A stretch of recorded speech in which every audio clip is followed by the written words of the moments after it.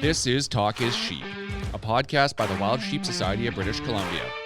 Come along as we take conversations that matter to you into the high alpine.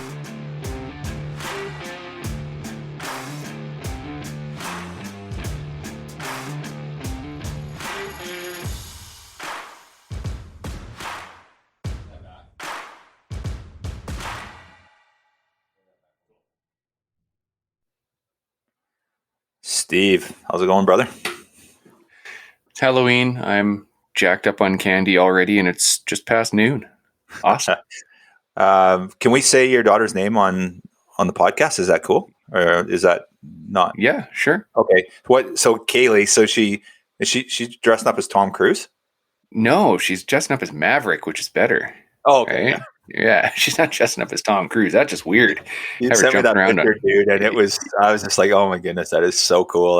Maverick. She's got the flight suit and the shades, and it's going to be a good time. As you know, she loves airplanes, so that's awesome. Yeah, really cool.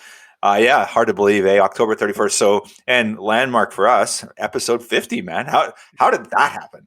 Seriously, how did that happen? It started as a conversation. Hey, we should probably think about doing a podcast and see how it goes. And well, holy shit, here we are, 50. Yeah, so number 50, very, these are a lot of fun for me. Oh, yeah. I enjoy the face-to-face, and when there's so many great guests out there. And one of our members, Trevor Carruthers, said, dude, you guys are pumping these out pretty quick. Like, how the hell are you ever going to keep up, and how are you going to get interesting guests? And I feel like we haven't even scratched the surface. There's so many interesting people out there to talk to, and so many cool subjects, and just, and we're seeing, people seem to be responding that our numbers keep growing seems like daily we have more listeners, and yeah, it's just a lot of fun. I really enjoy it. Oh yeah. It's another avenue, right? As we know, sometimes when you're in the back country, you get stranded with no books, no signal, and you download a podcast, right? A couple hours with a bunch of different podcasts, and this is just another option that people can take into the bush and talk about conservation and listen and laugh at us, whatever they want to do, as long as they're listening, right? I'm sure there's a lot of that. So I guess for our listeners, anyone that's got any thoughts on who they'd like to see, we call out once in a while for people you want to see, and we try and get people on that we can. Sometimes it doesn't work out. But yeah, if you have any ideas on who you'd like to see on the show, communications@wildsheepsociety.com, send us an email, just give us a list.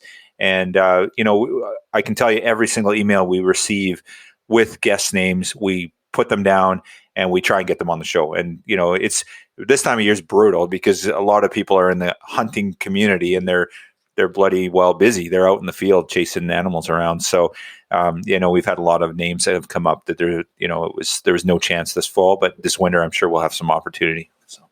Oh, definitely. And I've reached out to a couple people, as you know, that are trying to fit us into their schedule, and some pretty big names that are on the docket if we can make them work. And it's exciting just to watch and listen to us grow. For sure. Okay, so episode 50, we've got Ian Baird on. Ian is the treasurer from Abbotsford Fish and Game. We've partnered with Abbotsford Fish and Game and Wild Sheep Society BC on our Fraser River project and also a Tottigan Mountain project. They've put $20,000 towards our projects, these two projects. We're going to match them, and what we're doing is looking for a member match. You'll hear us talk about that on the show. But basically, every dollar that you put in is going to put you $3 on the mountain. So you put $100 towards wild sheep conservation, it's going to turn into $300. This is a great opportunity to get involved. For those that are Monarch members, it's an opportunity to get Monarch recognition for this as well. So if you want to contribute, this is a great time to do it. It's going to make a big difference for those Fraser River sheep, which we're going to talk about on this podcast. And, it's something I'm really excited about. And I think another opportunity to make a big difference. Oh, partnerships make the world go round, and we see it every single day when it comes to wildlife. And turning $1 into $3. See what I did there? That's a great thing, right? We're never going to lose when that kind of partnership happens. For sure. Just a quick reminder: wild sheep raffles are on sale now. They're actually selling quite quickly. We've typically sold them out every year. We don't expect any difference this year. So, if you're thinking about buying some tickets for desert sheep hunt, or maybe an outad hunt down in Texas, or you want to stick closer to home and go hunt the grizzly bear in the Yukon, great. We got our best lineup this year, so check that out. It's on our website, obviously. And then Sheep Show. So Sheep Show is a go. Second week of January. Tickets are on sale now for the event. It's going to be a great year this year down in Reno. Yeah, looking forward to that one. Really, it was a great time when I first went there a couple of years ago. And yeah, it's a great time. It's just the atmosphere. The amount of just the tension in the room in a good way. You walk in and you can feel that something good for conservation is going to happen. And it does. Just the people just sticking their hands up and buying raffle tickets and throwing their money at putting wild sheep on the mountain. And just the camaraderie, right? There's just so many friendly faces and a lot of BCers. You get down there and it's a lot of people that, in our conservation community. So one of my favorite things that I go to, I just have a great time and I can't wait. So 2 months away. Yeah, awesome. Exactly. Like when I was there sitting at the table and, there's people come up and tap me on the shoulder and I'm like, holy shit, I didn't expect to see you here. And you just, people come from all around to get together and support wild sheep. Right on. All right. So we're going to head off to episode number 50, Ian Baird, Abbotsford Fish and Game. Enjoy. Thanks for listening to Talk is Sheep. If you looked up the words conservation superhero in the dictionary, you would see a picture of our friend Omer from Precision Optics. A tireless donor and supporter of all things wild sheep, Precision Optics, located in Quesnel, British Columbia, truly stands alone in the high alpine. From optics to rifles to outdoor gear and a knowledge that cannot be surpassed, toss in that killer smile and you have a total conservation package. Precision Optics, we are truly thankful for the support you show us every step of the way. Find them online at precisionoptics.net or in Aroma Foods, located just off Highway 97 in Quesnel, BC.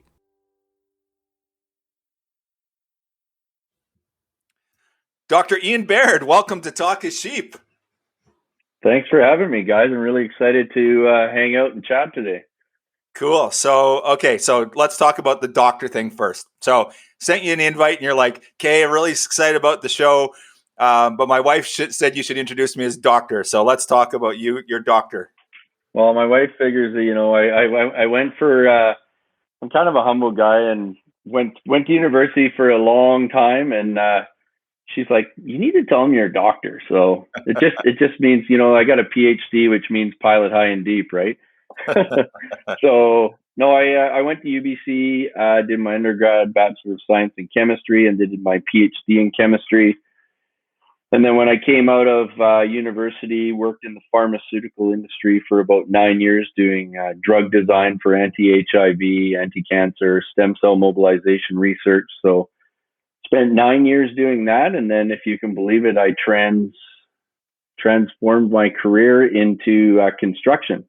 Nice. Through a long story that we don't need to get into, but now I run a construction company in Langley, and I've been doing that for a few years now. And the nice thing is, it gives me the flexibility to get away and do some hunting and do some wild ventures in wild places, which is really where my passion lies. Well, and your conservation footprint is casts a long shadow. There's no question about it. You're a member of the Wild Sheep Society BC. You support a ton of organizations in the province. Treasurer for Abbotsford Fish and Game Club.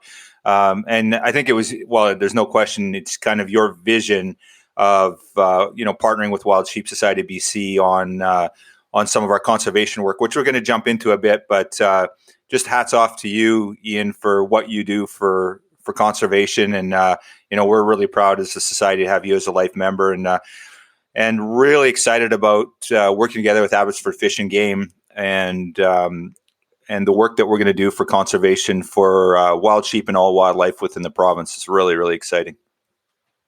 Well, and I think, like, I was talking to you guys off air before. It's, I've been a member of the Abbotsford Fish and Game Club since I was in third year university back in 1993. So that's 28 years now. If you can believe it, I used to sneak my gun into the residence at UBC because I go hunting with my father-in-law in the fall, come over from the island, and they have to sneak it out so that I could go hunting in October and sneak away. And then, first thing I joined at the Rod and Gun Club there was the trap club, got into some trap shooting and stuff. And then through that was kind of my introduction. And, the one thing that I am is when I'm passionate about something and I commit to something, I go all in. So, now been with the club for 28 years. I've been treasurer on and off for probably 20 years. I've been on the executive there, and about 5 years was voted in as a life member. So we've been incorporated since 1947, and I think we only have 33 life members or something. So that was a real honor to be voted in by the club for that. And I continue to be involved in a whole bunch of different things with the club. We used to have 250 members back when I first started, and probably an annual budget of $40,000 and one range. And now we have 6 ranges. We have over 4,000 members, and we have an annual budget of around $750,000. So, myself and our president, Rob Eng, who's also another life member, Mark Porter, who's one of our past presidents, he's also on my Fish and Wildlife Conservation Committee. Like, a lot of these guys have just had a vision over the years of growing the club, making it, to help support shooting sports and wildlife conservation. And we're kind of now at a point where we're in a financial position to really, put our money where our mouth is. And when we say that, we are a fish and game club, that we are actively looking at putting animals back on the mountains.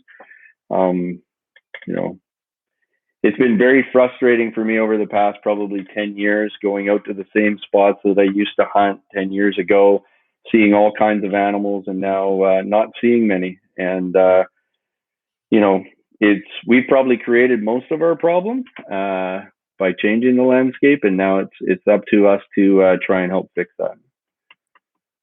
Good on you, man. And, it's amazing when I see, I'm really proud of what we do as a society, Wild Sheep Society BC. And, sometimes you get a little myopic and you think, you're the only one that cares about wildlife, or you're only the only one doing stuff for wildlife, which is absolutely not true. We know that for sure.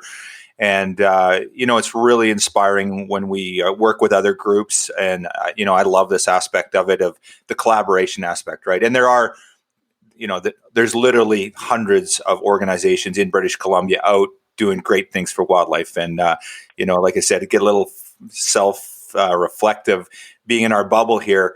And then, you step out and you take a look around what everyone's doing for wildlife. And there's some, giants out there doing some great work. And to me, Abbotsford's right at the top of the heap. You guys are really concerned.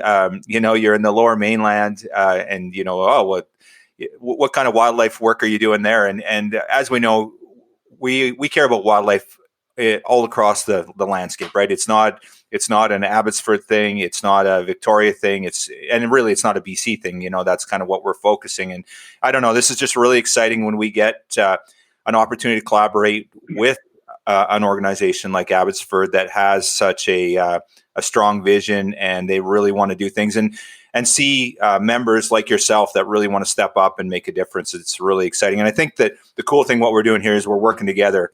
And, one of the projects, and we're going to talk about it in a minute here, this Fraser River project, there's been a bunch of organizations really, really keen on this, and a few that have taken a big investment in wildlife conservation. So really, really exciting to me, the collaborative aspect of it, Ian. Well, when you talk about collaboration, I think, another thing that comes to mind is just the network that we have, right? And how we become introduced to certain organizations, and how, somebody knows somebody, and then you're introduced to another organization. And, I was actually, I never hunted sheep. I was actually, I was an island boy who did a little bit of blacktail hunting with my uncle. My dad wasn't a hunter.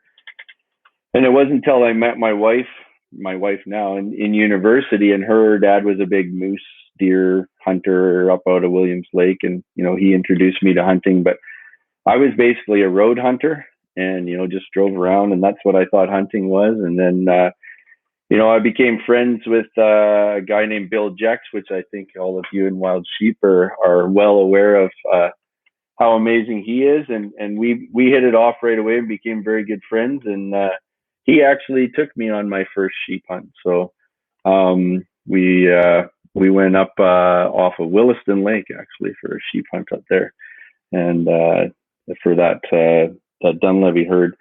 And we saw some sheep and we saw some grizzly bears, and he thought I was going to die because I got, had an incident with a grizzly bear, and he was wondering which piece of me he was going to bring back to my wife. But we've been super good friends ever since. And through his passion, it's really ignited my passion in wild sheep. But once again, it wasn't, it was through a connection, actually. Dennis Cabana, who's he does a lot of volunteer work for wild sheep. He was my countertop guy at one of my construction sites, and he's like, "Hey, like, you're totally into hunting. You got to come to this wild sheep convention. It is the best time ever." And so Dennis invited me, and that was about 5 years ago, and here we are today. So through that connection and those networks and stuff, like, you never know where you're going to end up and how you're going to interconnect, but like, it just takes a spark to start a fire, right? And that's kind of where, now my passion is. And I am still in the less than one club after probably about 8 sheep hunts, and it's not for lack of trying, but there's still a lot of passion there to put more sheep back on the mountain, for sure. Yeah, there's so many things I want to unpack there with you, Ian. The less than one club, and there's that old saying, Steve. What is it about the first time you go on a sheep hunt? Yeah, the first sheep hunt you go on is when the sheep you're going to kill is born. So 8-9 years. 8-9 years of so what you're saying, Steve, is good chance next year or the year after I might. You're due, buddy. Absolutely. You're 100%. Hey, if you wait a couple more years, you could get a 12-year-old. There you go. Yeah, well, I can honestly say I have passed on a couple younger rams. I've never been one who says I need 6 sheep on my wall, and that's not really what it's all about. So for me, 1 would be plenty, and so I'm looking for that special ram. You're here. I've also done some hunting along.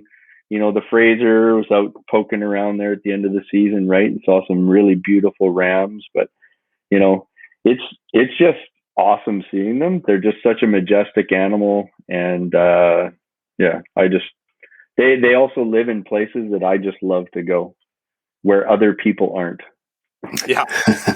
Yo. I think that's the allure of sheep hunting for a lot of people. It's not so much about harvesting that ram, although that's obviously part of it, but it's being in those places, being in that part of the world, seeing them in their natural habitat and what they do and how they operate. It's just, for me, that's the reward. Now I've been lucky too. I've had the opportunity to put a couple of rams to bed, and but just being out there and seeing them, if I never ever get another ram, I'll die a happy man for sure. I'll feel complete. Totally with you on that. So you just mentioned 2 other things that I want to talk about. So here you guys are out there putting money back on the landscape for wildlife and wild sheep. And interesting enough, Wild Sheep Society BC had a project in that Williston herd, in the Dunlevy herd, so where you were hunting. So and that's the interesting thing. And that's what I love about what we do and what our members do, and members in Abbotsford, and is they're putting money on the ground, and then, but they're out there using that the landscape, right? They're using it and they're putting it back. And I love that's what we do as hunters. I think hunters as a general rule have a very strong conservation ethic, and we're really keen on making sure that we give back and we're doing our part to make sure that stays there, right? And I think there's that disconnect where, the general public doesn't quite understand. They think we're putting animals on the landscape so that we can kill them. And that's so far from the truth, as we know. We just we want to see the animals there, right? And yeah, sure, maybe we want to harvest one occasionally, but it's not about taking them off. It's about putting them on. That's the important part for, I think, the bulk of our community. I don't know how you guys see that, but. Well, I think that is the most important thing to us is like, I want to see all the herds come back to their original populations, right? And like I said before, I think we as humans have created most of the reasons of why all of these animals populations, whether it's mule deer, like we're involved in the Southern Interior Mule Deer Project. I've got a conference call tomorrow night with the Rocky Mountain Goat Alliance, but like you see all of these different animals, wild sheep, we're talking today, and all the populations have in various areas died off, and it's because of human impact. And so for me, we need to own that. My construction company has three things that we talk about. We talk about own it, crush it, and love it, right? And it's like we need to own the fact that we've created a problem here, and we need to be solution oriented and come up with solutions, right? So like, I was listening to your guys' conversation there with Joe Appel the other day, right? And like to just hear like what's happening with the first couple years of the Fraser River project and what Chris Proctor's seeing in regards to the lamb survivals and stuff because of the stuff we're doing there. Like that is exciting stuff. And that's showing that the science behind what Chris thought would work is working, right? And that's really exciting to me to see that we are making a profound impact, and these dollars are making an impact. Absolutely, and so I guess let's go there now since we're there. Abbotsford Fish and Game has made a commitment to partner on projects with the Wild Sheep Society BC. And one of those projects is our Fraser River Bighorn Sheep Project. To basically, for our listeners, there's back in the pre-1990, there was a couple thousand, 2,500 sheep on the Fraser in the area that we're working on. And there was a disease event. It's tied to MOVI. It's been confirmed that it was Mycoplasma ovi pneumonia that was the cause of it. It's highly prevalent across the landscape there, and it's dropped to about 850 was the current numbers at the start of this project. So back in 3 years ago, Wild Sheep Society BC was lucky enough to get involved with it. Chris Proctor is the lead on the project. He's a regional biologist in the area, and they've done some work in Hell's Canyon down in the States, and they've had some really good success with test and remove. It's called. It's a treatment is the nice word, but it's basically a cull program where they go out in the field. They capture all these sheep, wild sheep. They test them, and if they're MOVI positive, they remove them. The premise is that, and I'm not a scientist. I want to back this up, so I'm going to do a really poor job of describing this. But my understanding is that what happens is the ewes will have fresh lambs, and of course the lamb's not infected at that point. But of course the lambs are highly social. They hang out in these big nurseries, and then MOVI gets spread across to all the lambs.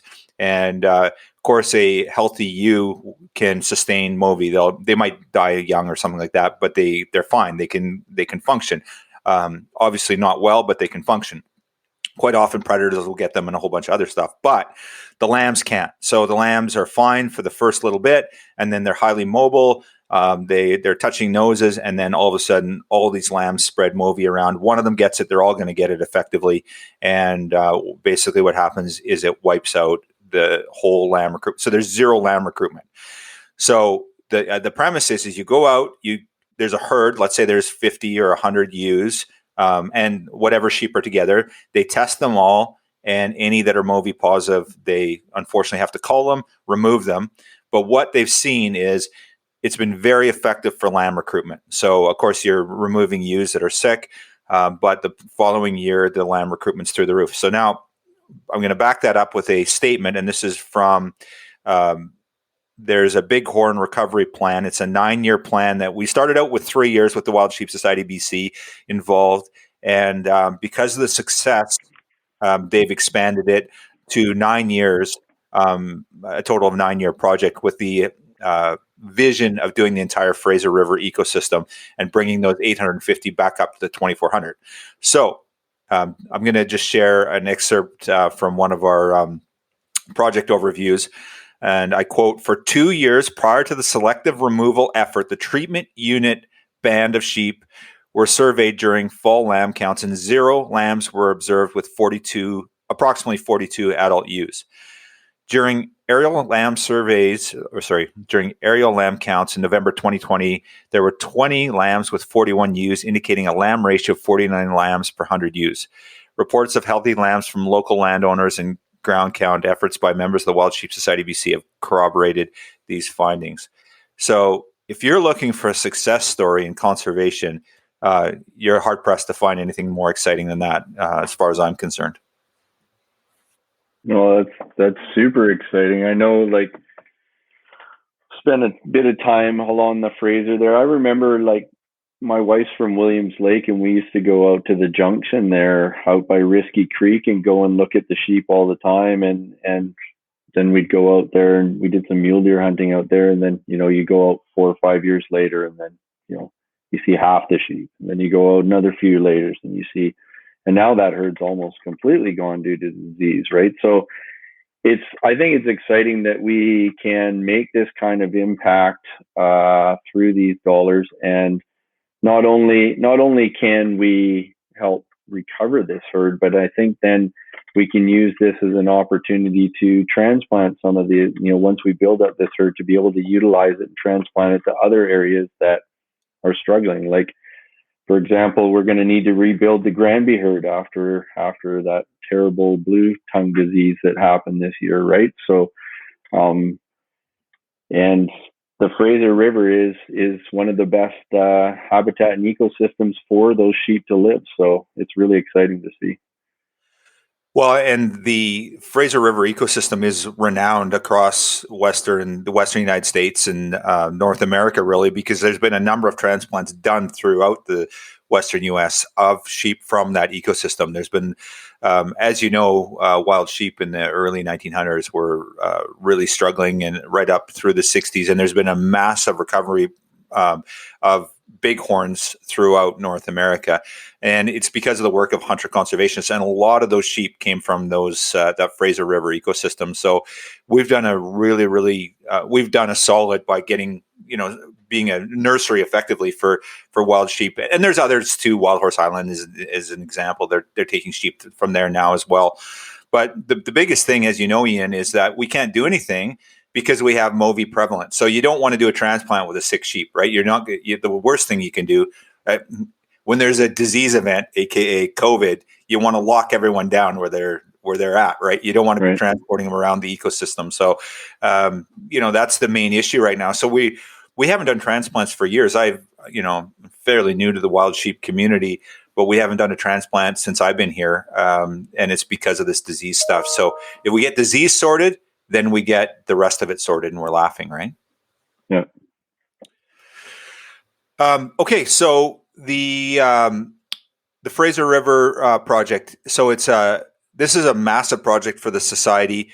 The total price tag on this, I think, to do the rest of the ecosystem is just shy of $1.2 million. So obviously, this contribution from Abbotsford is absolutely massive. And basically what we're trying to do is find funding partners for this. In the past, we've worked with the Wild Sheep Foundation. They've put a lot of money into the Fraser and this project itself. I think the Wild Sheep Society BC, we put $90,000 in, just shy of $100,000 in the first 3 years of the project. And basically our goal through our funding partners is to put another roughly $500,000 into this project over the next 6 years. So it's a massive undertaking. It's by far the biggest project the Society's ever been, but it's also one of the biggest projects that is going to have the biggest impact for wild sheep in British Columbia. It's absolutely massive. And it's interesting, we've had another of other organizations, Wild Sheep Foundation Midwest chapter. They've been involved for the first 3 years, and we've gone back to the table with them and asked them if they want to support the next 6 years with us. So this is a really, really pivotal project that, is really exciting. So one of the things that, when we got together, Ian, of course, yourself was on the call, and then we brought Bill in for some input, Bill Jex as well, Bill being the provincial wild sheep and mountain goat specialist. Did I get that right? I'm just off the top of my head. And just kind of wanted Bill there to sort of, you were obviously comfortable with Bill, having hunted with him, but also his technical expertise and, his scientific background was important as well. But one of the things we talked about was a collaboration. Basically, you guys are going to, the plan was you guys are going to commit $17,500 to this project. We're going to match it. And then what we're going to do is go out and ask our members to match it as well. So, right. So that's kind of the plan. And so this is the month of November. What we're doing is we're going to ask our members to contribute to this specific project with the goal of trying to fundraise. And, what we'd like to do is do 3 or even a 4-way match. We've actually talked to some other organizations as well to get involved in this. So basically your dollar, every dollar you're putting on the ground is going to be matched twice that amount or 3 times total. So you put $100 in, Abbotsford's putting $100 in, and the Wild Sheep Society is putting $100 in. So your $100 is going to go put $300 on the ground. I think it's pretty exciting. Yeah, and I think when we went into putting our budget together for this past year in 2021, we had put $40,000 into our budget for our fish and wildlife conservation, and 20,000 of it we wanted to do something like this. Right? We also talked about we're quite active in sponsoring like CCFR, NFA and stuff, and gun lobby groups in regards to, protecting our rights as gun owners. And so we basically did that with them, and we wanted to have some sort of fundraising effort that could be matched, because that's how you make impact, right? You take $1 and you make it $5, or you make it $10 or whatever, right? So when we presented the $20,000, of which 17.5 is going to this Fraser River project, and then the other 2,500 is going to a Todrigan project that Bill's got going on. When you and I took that picture with the big check, like when I shared that on social media, like I challenged all the other rod and gun clubs to get involved, right? Let's not be passive, let's be active. And so I'd like to see that, the combination of the rest of the rod and gun clubs in BC matches that 20,000. So I don't know if Wild Sheep wants to send a letter to every rod and gun club to challenge that out, or that comes from us and you collaboratively. But I'd like to see that happen. There's a lot of clubs that are like us, very progressive, very in good financial positions, and I'd like to see them put their money where their mouth is. Yeah, it's we agree, obviously, and anything that we can do to further our footprint, and that's the one thing our board and our organization, the society, has been very. It's been very important to us, is we don't want to do anything in isolation. We want to work together.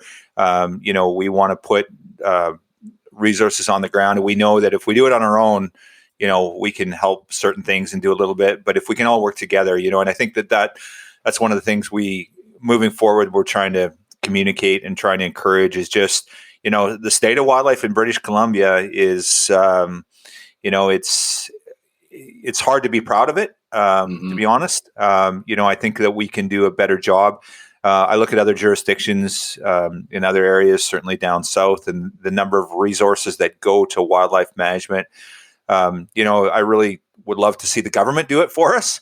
But we've kind of seen where that's got us. And I'm hopeful with this new wildlife management model in the province, Together for Wildlife, that things will change and there will be more resources, and certainly that all our hunter dues at the very least go to wildlife management. I'd love to see that. That would be a great starting point, but it's woefully inadequate, as we know. And we just look at the funding. I don't know, Steve, if you can pull up those numbers in these other jurisdictions and share them with our listeners. But if you look at what BC does per capita, or just holistically numbers wise, we've got the most diverse population, I think, in North America. Maybe there's Alaska can argue that they have something similar, but we have one of the most diverse populations in North America, and we have one of the least, the smallest budget going into it. So it's a little disturbing to me. And so I see these other groups jumping in and wanting to get involved. I think that's what it's going to take in the province, and maybe through our leadership as conservation organizations, the government will start getting on board and start doing a better job as well. Well, I know for a fact that ahead, we have 18 huntable big game species over the counter. And just quick numbers, Oregon has a budget of $175 million with a land size of 255,000 square kilometers. And BC is 945,000 square kilometers with a budget of $34 million. That's it. That's scary. It's scary. Yeah.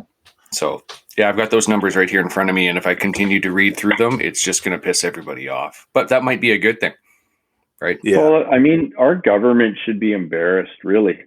To hear stats like that, they should be embarrassed. I'm embarrassed as a British Columbian to hear that comparison. I had Jesse Zeman reach out to me, I don't know, it's probably 3-4 months ago, because I had been looking to put some money towards mule deer, because a lot of our members at the club are very passionate mule deer hunters. And so Jesse contacted me and we got involved at the Southern Interior Mule Deer Project. There was a need where wildlife biologist Andrew Walker, working with Canadian Wildlife Capture, and one of our good members, Brad Siemens, they do a lot of work with capturing, and then they ultrasound the pregnant does and stuff, and then they collar the neonates and stuff. And it's a really cool project. And Andrew couldn't get funding for $11,000 from the government to fix their ultrasound machine. Right. So they reached out to us and we cut a check for $11,000.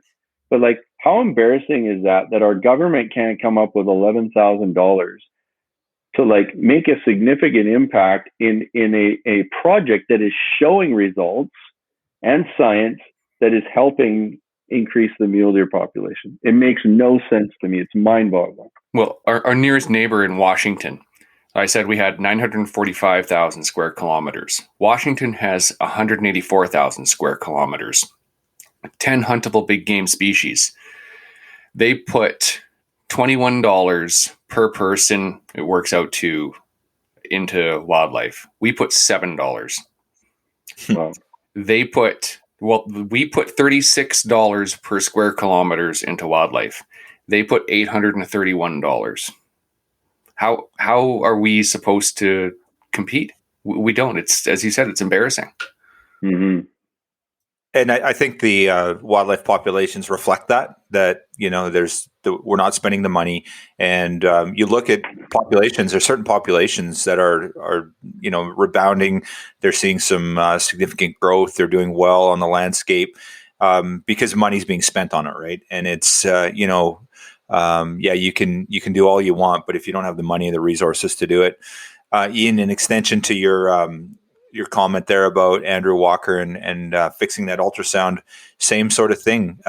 We had a situation in on the Fraser River again, and basically what happened is the regional bios and the scientific community needed what was called a biomeme. And what is basically a biomeme is basically a test kit to do an on the spot test for MOVI is what they were testing for, and you could get a result within 20 minutes. So it was very effective. They had this helicopter, which is very expensive, out capturing these sheep, and they wanted these biomemes in the field, and they didn't have a budget for it. So Wild Sheep BC and Wild Sheep Foundation purchased 2 of them, so that the regional bios had the resources that they could do the testing. So again, $10,000, and they didn't have a budget to do that. So it's scary. And one thing I do want to say is that we're not beating up on regional bios and the staff here. This is not a regional bio issue. It's not a staff issue. It's a funding issue, and that comes from the top, right? That comes from our provincial government and the budgets they set for wildlife and wildlife management. So, I just want to make sure that this is not an issue that we're picking on regional bios. This is a holistic issue. It's a systemic issue that we have to address at the highest levels of government, right? That's right. They feel the same way we do, right? Their hands are tied. 100%. I mean, my wife is a project manager for the BC Conservation Foundation, and she manages all kinds of fish and wildlife projects for the ministry, right? And the constant feedback that she gets is that these guys are frustrated because of the resources they got, and they're not able to do their job properly. Yeah, for sure. That has to be a change. Hopefully Together for Wildlife is the first step in that change. I know that there's a interest to do it, but the issue is where's the money, and we got to find the money, and that's the issue. So scary. Okay, so let's basically do an ask here, Ian. Basically, what we're asking is our members and the general public and members with Abbotsford as well to see if we can do a match on this. We've got a significant budget that we are spending for this project this year for the Fraser River. And I guess it's worth mentioning as well, Ian, that you guys total was $20,000 is your commitment to conservation projects. And we also had a Region 6 project where you guys committed a further $2,500 as well. So really our goal is to generate a $20,000 match from the general public and the membership as well. If we could, for projects in this Region 6 project and the of course the Fraser River project as well. Do you want to just touch on that Region 6 project as well, Ian?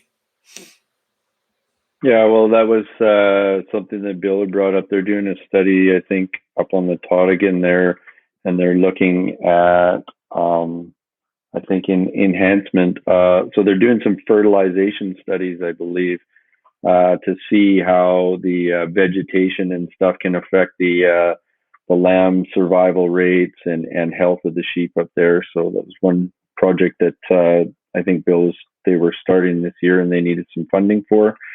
And then we had also been involved over the past, I think, 3 years in conjunction with Wild Sheep, where we'd done a matching thing. Wild Sheep had matched with us on the Cassiar Stone Sheep project as well, which I think is just in the midst of wrapping up right now.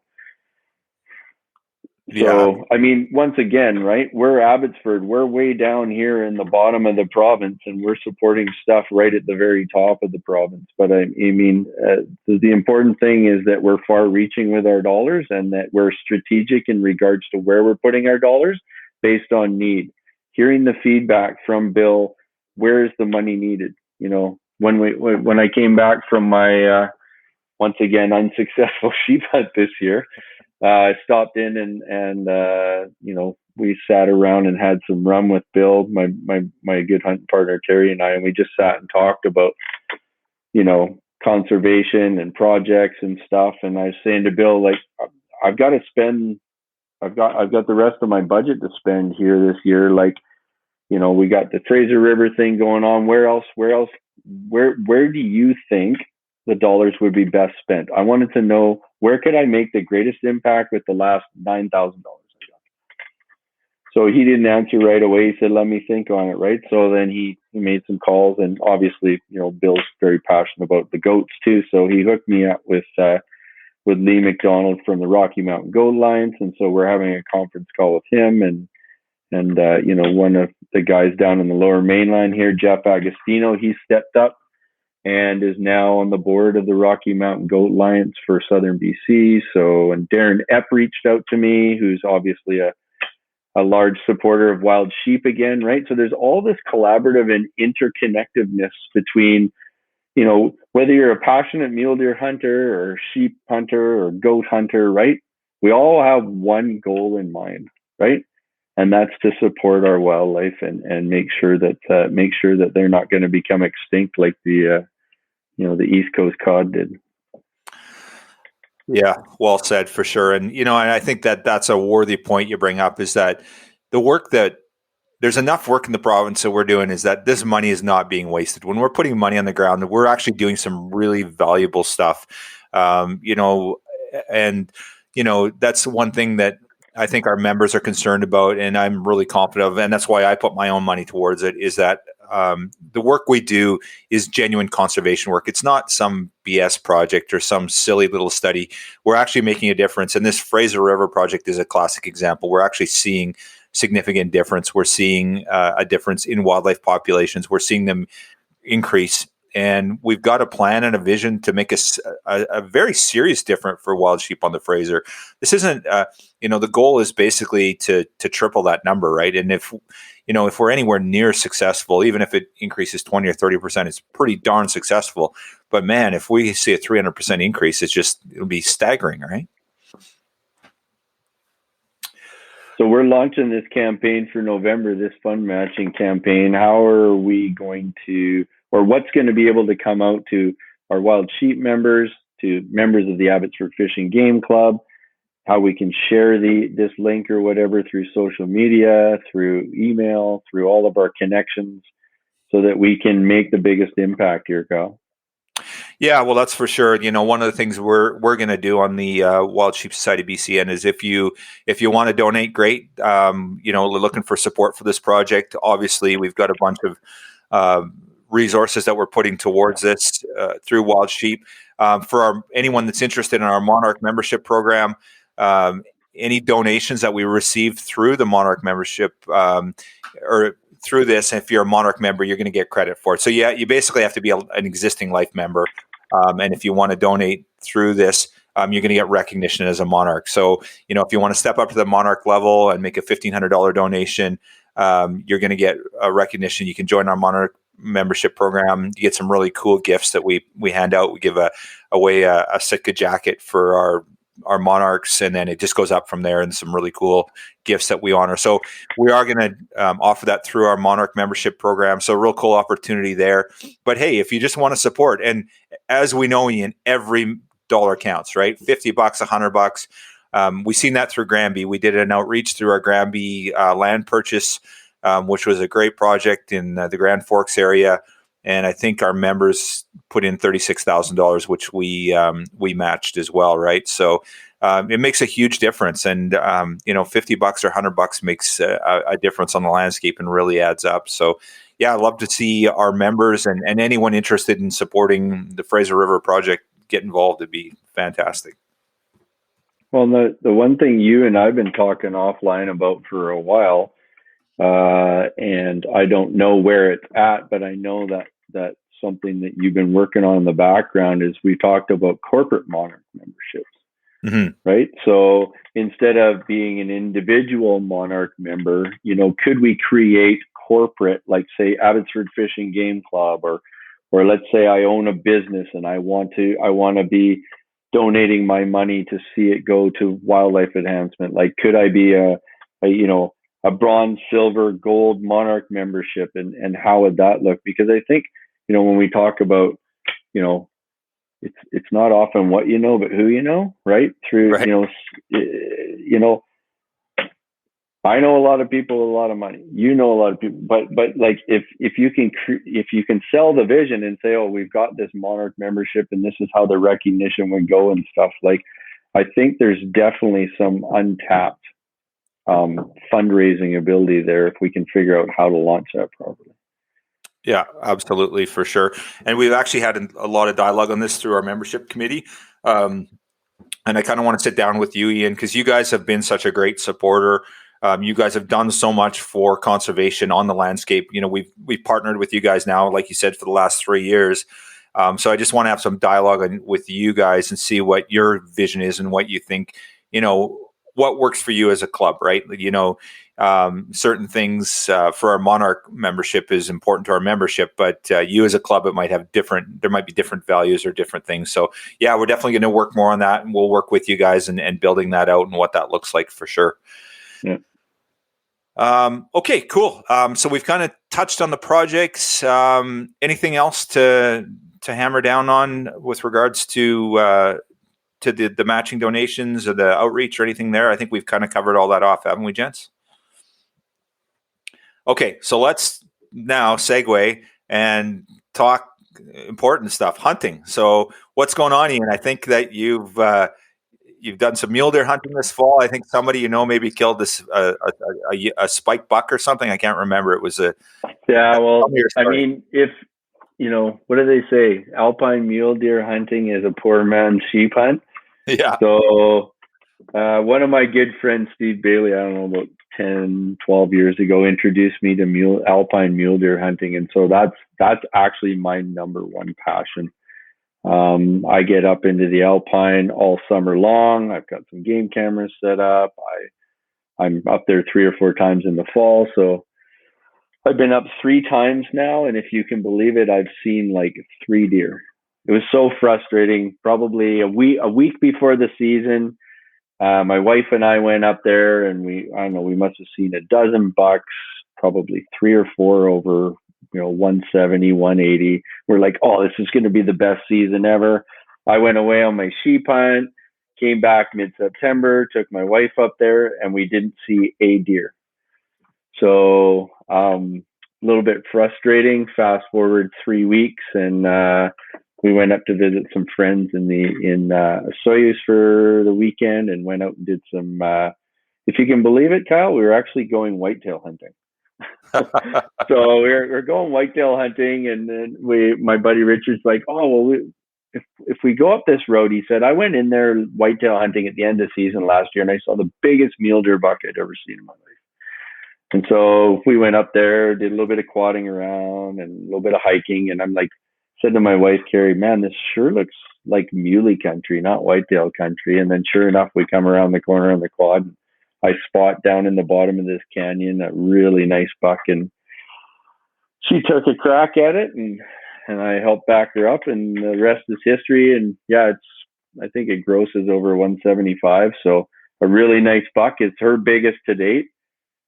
She's like, we have big game awards every year, and I think between my wife and I, the last 10 years, I think 9 of them, the biggest muley bucks either gone to my wife or me. So that's kind of our passion, and some of them haven't been very big, but yeah, so it was really cool to see though. She doesn't get out as much as me. She's always been, busy with the kids and stuff, and allows me to go out and enjoy my passion. So to be able to take her out and have her get such a beautiful, beautiful animal was really cool to see for sure. Yeah, and you love to see people that are putting back on the ground take once in a while too, right? It's nice to see that you guys are out there and enjoying the resources, and then being able to sustainably remove a species, take it home and enjoy it. And yeah, it's pretty cool. And so congratulations to you. And yeah, you sent me that picture of you and your wife. I'm like, or your wife and that mule deer. I'm like, wow. I'm like, yeah, I need to go hunt with Ian, I think. So trade mule deer hunt for a sheep hunt, eh? Yeah. Well, you don't want to go sheep hunting with me. I can tell you that right now. My success ratio is pretty low these last 6 years. I think they're going to grandfather me back to the less than one club. It's been so long since I've got a sheep. So there you go. Yeah, I definitely, yeah. If you're thinking going with me on a sheep hunt, I'm going to get you something. Good luck. My success isn't very good these days. So. Yeah, and then next weekend I'm going to get up and chase the mule deer. Actually, if you can believe, so this actually is a sheep connection too. So I don't know, like 15 years ago, I got the Ashnola sheep draw. And cool. So I knew nothing about sheep hunting. I didn't have a sheep rifle. I had an old, 12-pound Husqvarna 30-06. And so anyways, me and a buddy went in there and we hiked in there, and I met this guy, Peter, who also had the Ashland sheep draw. And so, second day into my hunt, long story short, my hunting partner, we had to return on a family emergency. So he had a once in a lifetime tag only to have to walk away from it. It was definitely tough. But at the same time, I met Peter, and now he's like one of my closest friends. He invited me up to go, because I'd never been whitetail hunting. He invited me up to go whitetail hunting. That was 15 years ago. Had a great thing, and now like our family's become super close, and I go hunting every year with him up there, and so it's interesting how a botched sheep hunt turned into an amazing friendship, a lifelong friendship, and we're pretty passionate about our mule deer hunting up there. So that's what I'm doing next weekend, and then mid-November, I'm very excited to go out to Alberta to Wild West Outfitters. I bought this hunt on the Wild Sheep Society of BC fundraising auction. So awesome! I've never treated myself to a guided hunt, so this will be kind of the first time I've ever gone on a guided hunt. So heading out for a 4-day whitetail excursion with them. So super excited about that. Yeah, that's going to be awesome, man. And what part of the province is that in? Do you know where it's at? I think it's near Medicine Hat's where they're based out of. So nice. Yeah. So sure. never taken a big whitetail. So this will be exciting for me, whether I get one or not. I'm taking my video camera too, because like I said, I'm a muley nut, and they have way more mule deer than whitetails there. So I'm looking forward to actually. My trophy will be just videoing some 200-inch mule deer. Yeah, that's awesome. And I think, if I'm not mistaken, I think Wild West Outfitters, I think they've guided the Premier's award winner for mule deer. Like, I think they're the go-to. Like, if you're the you get a draw for the Premier's tag or whatever they call it. I think it's called the Premier's tag. You can use whoever you want. And I think most people go with Wild West Outfitters because they have that reputation for killing the biggest mule deer in the province. So yeah, well, I was talking to Jesse, and he's like, yeah, his clients are passing on 200-inch deer because they're repeat clients in the bow season, looking for those 230s, 240s, right? And I'm like, passing on 200s? Are you kidding me? I've never hit. I'm not part of the 200 club yet. I aspire to be there, but it's tough to do in BC. Yeah, that's for sure. Yeah.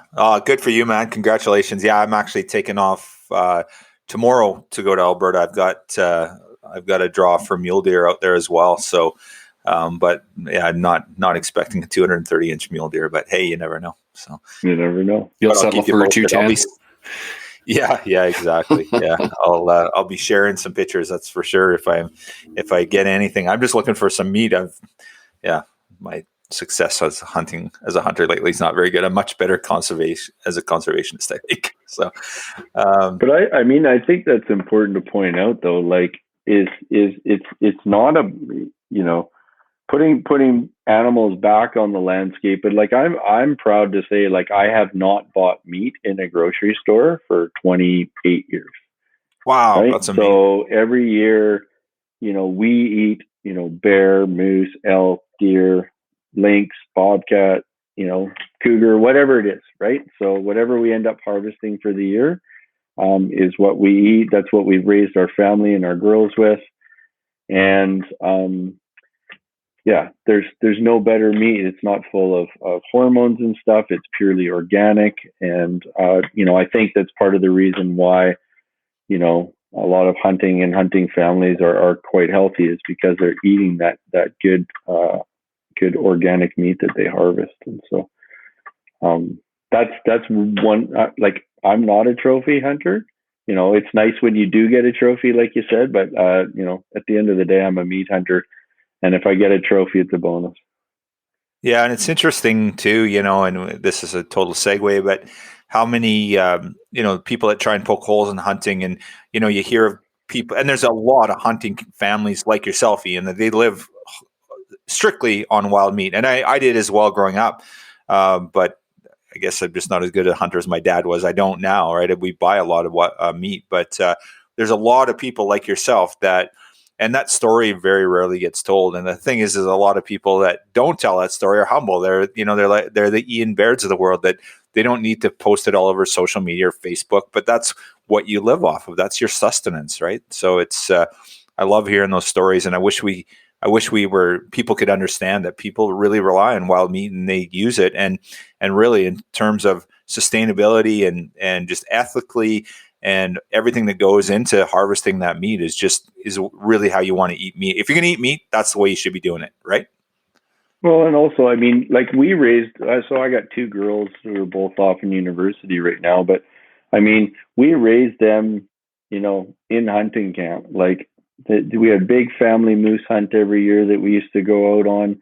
I actually shot a moose with Sadie in the baby backpack with the earmuffs over her head when we were out. We were out, and I called a moose in and stuff. And like, it's been part of like what our girls were raised on. They've both harvested all kinds of different animals throughout the years, and it's something that they're so busy in university right now that they don't really have time to do. But like you've created that foundation with your kids, where they understand where their meat came from, and they understand what it means to take a life. Like when I remember when they, took their first animal, right? Like we sit over it, we pray over it, and we thank God for the abundance that He's provided for us. And it's just like, but for them to understand that they don't take that lightly and that it's a really big deal, but yet, they're being provided for. And it's really cool to see now as they become young adults and they're able to articulate what it means to be a hunter and a conservationist. Yeah, that's awesome. And, again, we talk about our initiative, One Campfire, and what we try to do, and just trying to share that message that, just if the non-hunting community could hear just that 2-minute or 1-minute explanation that it means to you and your family, that's the essence of what we do, right? And it's not about trophies. It's not about, we all have different motivations, and we all have different things we do. And I'm sure you probably take those horns home and you keep them, right? Well, you enter them into the contest, but really that's neither here nor there, right? That has nothing to do with it. It's just such a minor point in the grand scheme of things in terms of why we do it. And it's such a hard story to tell. I just love, and that's a great way. The way you articulate it is perfect. That's exactly the message that I wish more people heard, but tough to do. So, cool. And it sounds like you got a busy fall, Ian. I can't wait to hear about your trip, and that's going to be a great hunt in Alberta. That great whitetails out there too, and you've hunted whitetail obviously on the coast or on in BC here, right? I've tried. I've gotten that. Like I said, my buddy Peter, who I go up every year. We went up for whitetails last year, and I think we got 3 whitetails. But I actually saw a whitetail doe in 4 days of hunting, and it seemed like everybody else was shooting these nice bucks. And I don't know. It's just I think Peter was like, "Oh, Ian, you go over here. It's a really good spot." Yeah, right. But no, I do hunt them almost every year. I've just never been lucky in regards to harvesting anything big. But used to go out to the Kootenays in the early season for archery elk, and taking quite a few whitetails out there with my bow and stuff. So love the archery hunting as well. And man, there's nothing better eating than a whitetail, I think, if you get them pre-rut. Yeah. Well, and you get out in Alberta and you get some of those farm bucks, they're fattened up, they're all marbled up, and they're pretty darn good eating, and they're big, man. Like some of those Alberta, I've hunted northern Alberta, and just the bucks that we've taken out there, like literally 300-pound deer. You just, you'd have to shoot 5 deer out here to get an equivalent, like, a little blacktail or something, doesn't compare. So it's, a couple of my buddies have seen pictures of them. They're just blown away, just the sheer size of the body of these things. Right. So different animals for sure out there, and just a really healthy diet, and pretty cool. So that'll be a fun trip for sure, man. Yeah. I'm excited. Cool. Well, hey, we've taken a lot of your day here already, Ian. I know that we've been trying to fit this in between work and between you going hunting and everything. So I appreciate we're recording this on Halloween on Sunday. So I want to thank you for taking the time to make this fit. And I know you're going to chase something tonight too. You got a hunt planned for 3, so I don't want to get tonight. That. Yeah. Is that right? So yeah. Awesome, man. So good on you. I want to thank you for taking the time, and I just want to thank also yourself and all the individuals that were part of putting this together, of coming to Wild Sheep and this collaborative effort that we're going to do. I think it's fantastic. I'm really excited about working with you guys, and thank you to your organization, to Abbotsford Fish and Game, for having that conservation ethic. And it's, you guys, I follow the work that you guys do. I get your newsletter, and it's not just the conservation work, the advocacy work, the CCFR stuff that you're doing for gun owners' rights and trying to protect opportunity there. So good on you. You guys are truly one of the leaders in the province when it comes to looking after fish and wildlife, advocacy. You're doing all the right stuff, and it's just an honor to partner with you guys on this project. Well, and I just want to reiterate how awesome it is to be involved in the Wild Sheep Society of BC, and it didn't take me long to make a quick decision that I wanted to become a life member and put my money where my mouth is, right? And your leadership, Kyle, I think, you now, us making a decision to move you into CEO, and that's just really exciting to see. You provided great leadership as president, and now I'm really excited to see where you continue to take this, and Steve, your involvement, and this podcast is great. It's a great platform for reaching out to people and educating them on the fact that, we're not just a bunch of old boys who like to kill stuff. No, we're actually a whole bunch of intelligent, hardworking individuals who are incredibly passionate about putting animals back on the landscape and raising funds to do that, and showing our passion in that. And I just like to shout out Ken, Mark, and Steve, who are also on my committee with the Fish and Wildlife Conservation at the Rod and Gun Club. 3 other like-minded individuals who are very passionate about this, and I'm really excited to look at what impact Abbotsford can do in the coming years. We are going to continue to increase our budget for this, if I have any say in this, because it's really important. Right on, man. I agree. Yeah, for sure. And we were lucky enough to have Ken on the call when we met about this the first time, and hearing Ken's concerns and his thoughts. And, for sure, I'm very grateful for all the work that's been done with Ken, Mark, Steve, and yourself.